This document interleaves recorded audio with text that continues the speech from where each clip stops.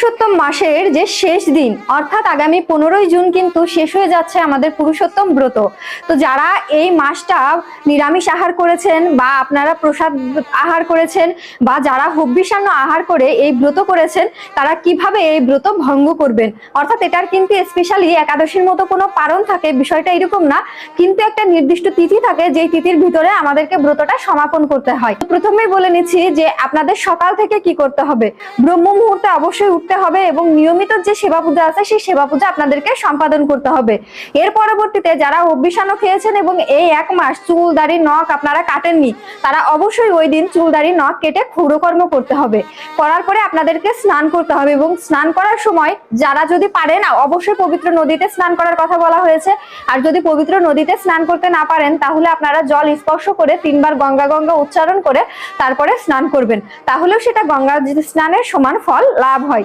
এর পরবর্তীতে আপনারা ওই দিন সকালবেলা অর্থাৎ ভারতীয় সময় 8:30টার ভিতরে এবং বাংলাদেশের সময় প্রায় 9টার ভিতরে আপনাদেরকে অমাবস্যা শেষ হয়ে যাবে এবং এই অমাবস্যা অনুযায়ী কিন্তু এই পুরুষোত্তম ব্রত শেষ করতে হয়। অর্থাৎ অমাবস্যা তিথির ভিতরেই আপনাদেরকে পালন করতে হবে।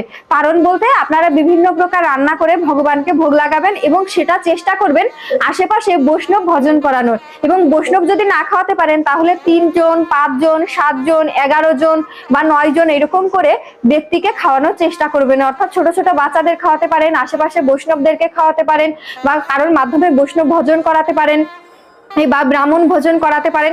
এবং এই দিন অবশ্যই দান করবেন, অর্থাৎ বস্ত্র দান করবেন, অন্ন দান করবেন, জল দান, পাদুকা দান, ছাতা দান বা স্বর্ণ গাভী, মানে আপনার সামর্থ্য অনুযায়ী আপনি অবশ্যই ব্রত শেষের দিনে আহার করানোর পরে তাদেরকে দান করবেন, সেটা সামান্য প্রণামী দিয়ে হলেও দিবেন। এইভাবে আপনারা ব্রত সমাপন করবেন। এবং যারা শুধুমাত্র নিরামিষ খেয়েছিলেন বা প্রসাদ আহার করেছিলেন তারাও সেম ভাবে, শুধুমাত্র তাদের ওই দিন যে ক্ষৌরকর্ম করতে হবে বিষয়টা এরকম না, কারণ তারা তো আর ক্ষৌরকর্ম বাদ দিয়েছিলেন না এই এক মাস। যারা বাদ দিয়েছিলেন তারাই শুধুমাত্র সেদিন ক্ষৌরকর্ম করতে হবে, অবশ্যই নাপিতের দ্বারা। আর যারা আপনারা নর্মালি নিরামিষ খেয়েছিলেন ওই দিনও অনেক কিছু রান্না করে ভগবানকে ভোগ লাগিয়ে ব্রতটা সমাপ্ত করবেন। এছাড়া বিশেষ কোনো নিয়ম নেই বা এরকম কোনো আচার অনুষ্ঠান নেই যে এটা আপনাকে অবশ্যই পালন করতে হবে, করে আপনাকে এসেই করতে হবে।